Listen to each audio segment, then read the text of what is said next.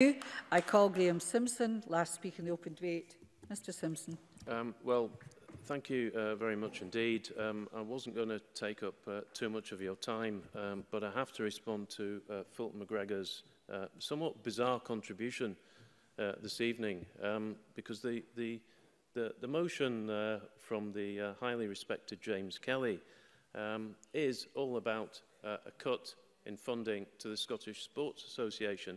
And unfortunately, Fulton McGregor didn't address that. He went off on a bizarre ramble, talking about other funding pots, and then mentioned. Yes, Mr McGregor.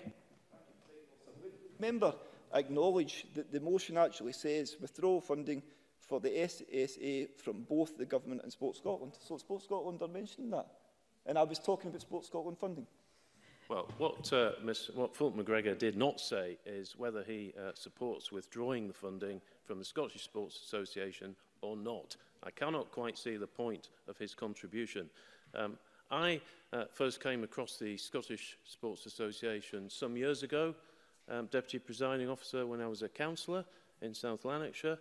I was also chairman of our party's Councillors Association, and they came along to basically inform councillors, and I'm sure they've done it with all parties, about the value of sport. And we particularly got talking about the value of sport in schools and opening up school estates so that people could use facilities in schools for nothing.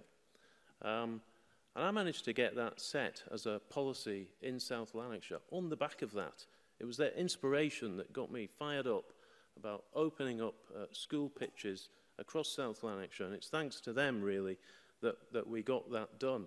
And that is really what they do. They're there to advocate. They're there to advocate for their members. They've got a lot we've heard already from James Kelly, Liz Smith, Alison Johnson, and Tavish Scott and Kezia Dugdale about the 50 sports governing bodies that they represent, 13,000 sports clubs, 195 volunteers. We shouldn't forget the volunteering that goes on to deliver sport, and 900,000 sports clubs members.